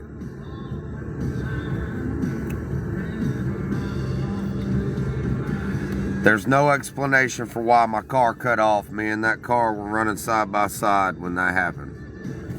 I was shot at 75 mile an hour down the interstate. My car cut off. Second shot came through the driver door into my hip. In between the second and the third shot, bullet come through the driver window through the sound of the rushing wind, and shattering glass and everything. I heard the zing of that bullet go right in front of my face. And in between the shot that hit me in my hip and that bullet that went right in front of my face, my car cut off and dropped back, 6 fucking inches. Because I lost all power. If my car wouldn't have cut off, I know for a fact that bullet would have hit me inside my head.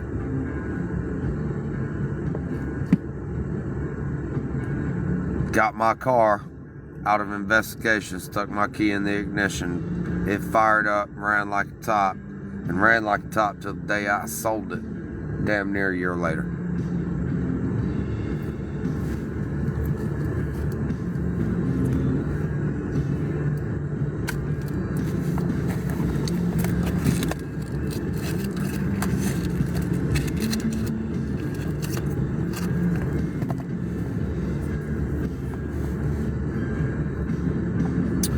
And I got out that fucking hospital.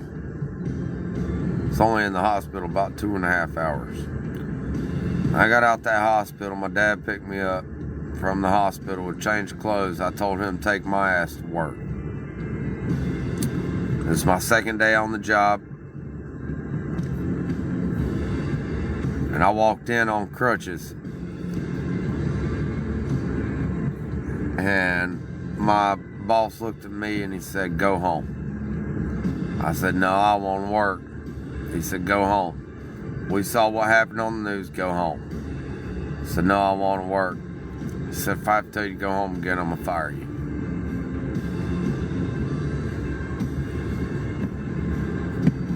All right. Went home. And everybody I talked to, those people at work, nurses, cops, EMT, family, friends, random people, the news crew.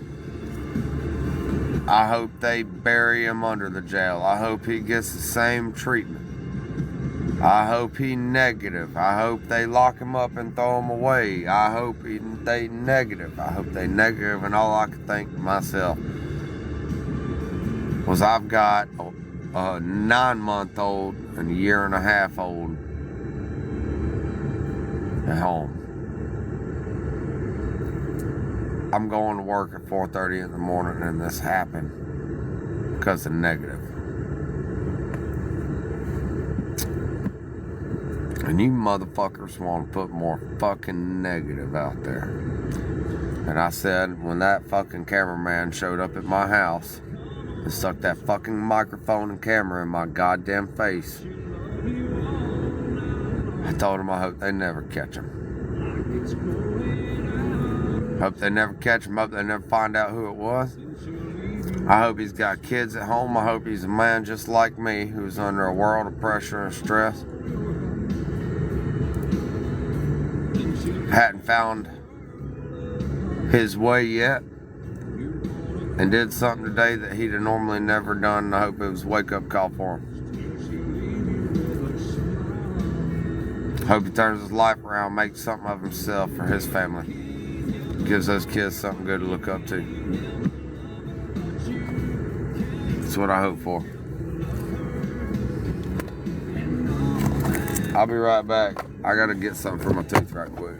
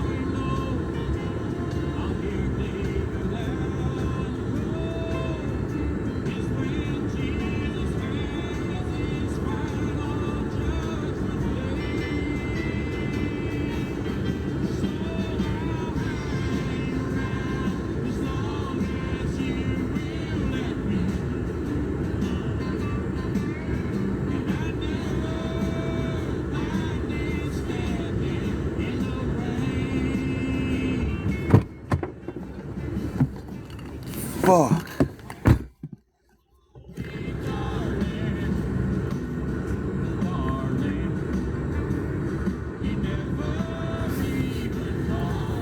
Damn, Sammy. I appreciate that, man. Hope you're doing good too.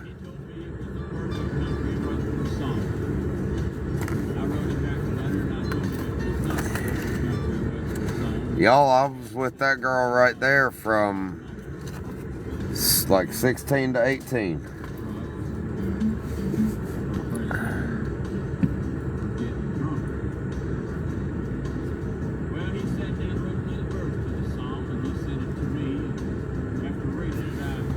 Damn.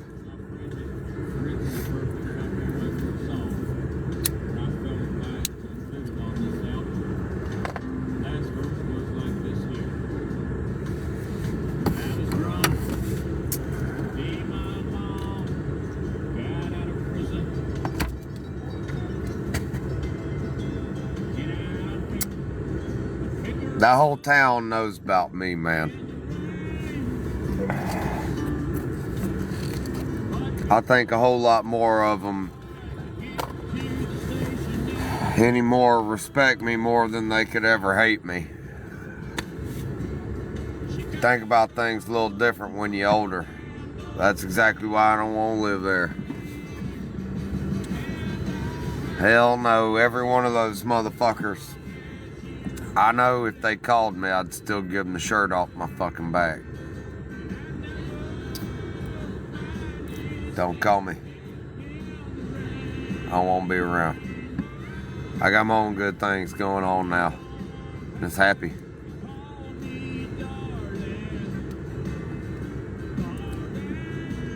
These boys have a life I could have only dreamed to have. So, I'm doing something right.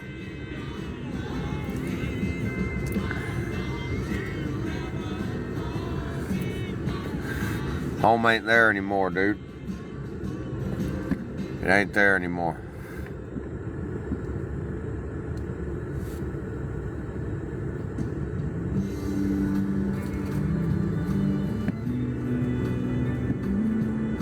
Damn, that's one hell of a thing for you to come in here and say. I really appreciate that.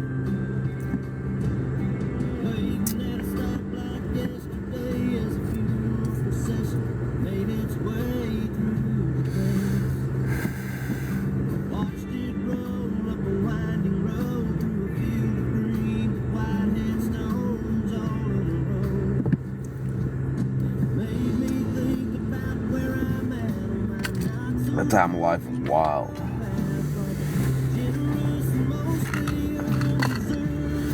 It's fucking crazy looking back at shit like that and how your mentality and shit changes.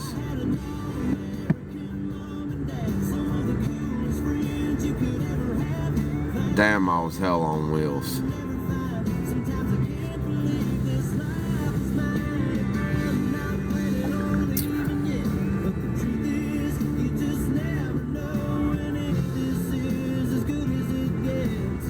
You know, I really back then, I don't think I ever gave a fuck.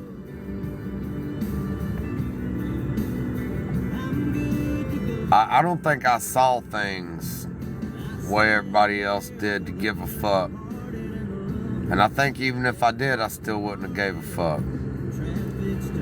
I've always just been me, authentically me. And that's one thing where I come from, where I grew up.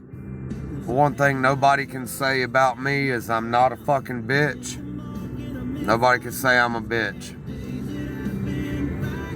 And everybody will tell you he is who he is, and that is who he is gonna be. Nobody will ever change it. From the good, the bad, to the ugly. And I don't give a fuck what none of them got to say about it. And I've always been that way. If I needed to cry, I cry. If I felt like whipping somebody's ass, that's what I did.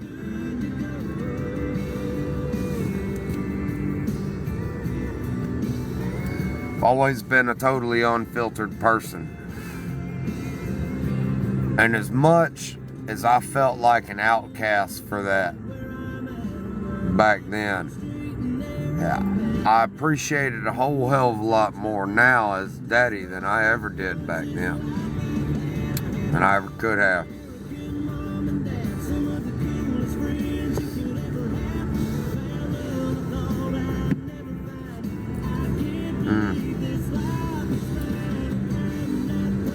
Hell yeah.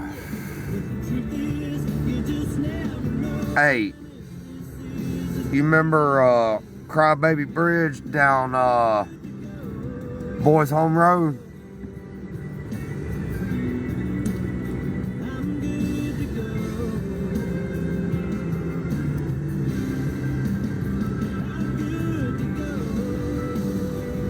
I was talking about that on here the other night.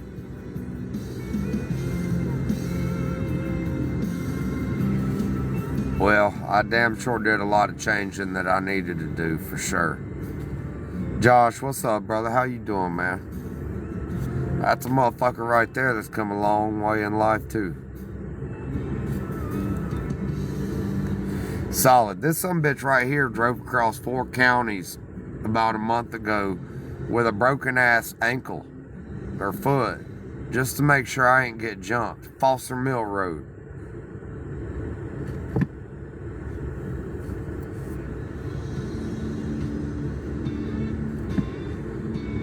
Yeah. I remember those fucking F-150s I had hauling ass out that way.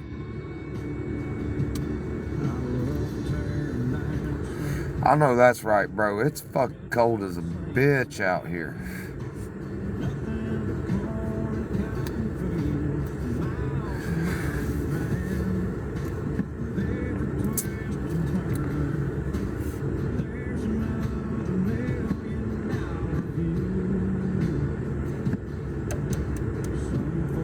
Yeah, it's cold as a bitch here too. No doubt.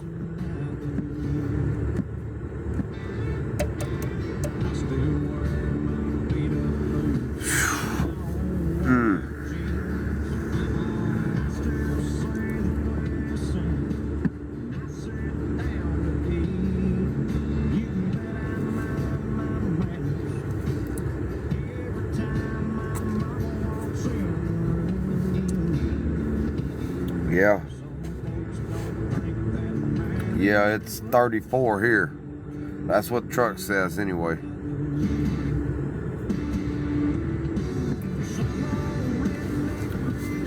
Dude, I started my fucking mullet, bro.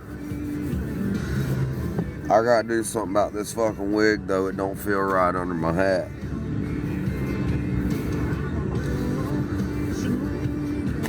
I can't bitch a whole lot. I'm pretty happy to be 32 and have a full, thick-ass head of hair like that. I don't think it's going anywhere.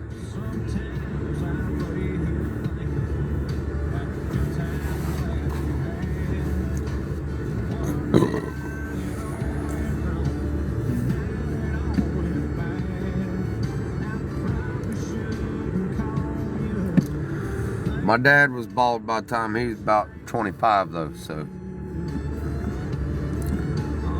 I'm doing better than him. Oh God, fuck, take this bitch off charge and set it up here now. Sometimes I get the feeling maybe I give too much of it now. I'm a little old-fashioned leaning, have a style and have a seat. Yeah, you do have a thick head of hair on you too, that's right. It's just the way I am. Oh, how you feel about it, Charlie? Yeah, we only hang around good-looking motherfuckers. They didn't take their hats off when the anthems played, and I felt like jerking a knot in their tails for disrespecting that old red flag. Well, now maybe I shouldn't get Yeah, my dad's bald. My dad, Yeah, my dad's bald, but my mama's dad has a full head of hair. He's 86 years old. Oh yeah, I think I'll age into salt and pepper nicely though. I do.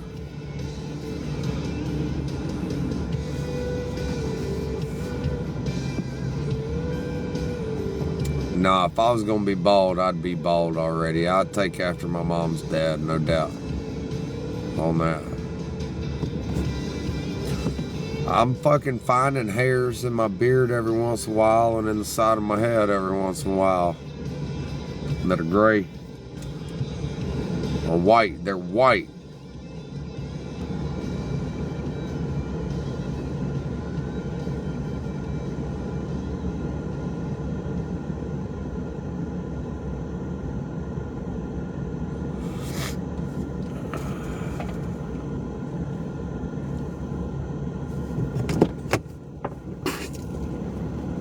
That's fucking Mountain Dew, not my beer. I'll let that woman make me gray.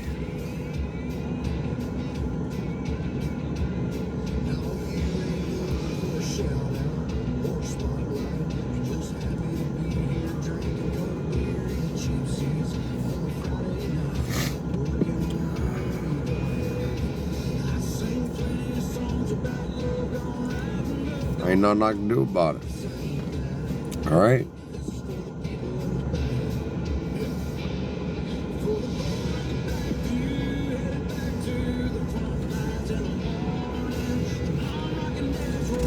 What's up?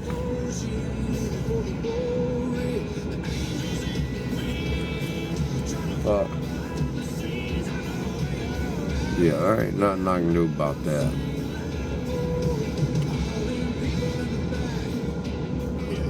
We fucking learning to let each other have our own time, our own space, and all that shit.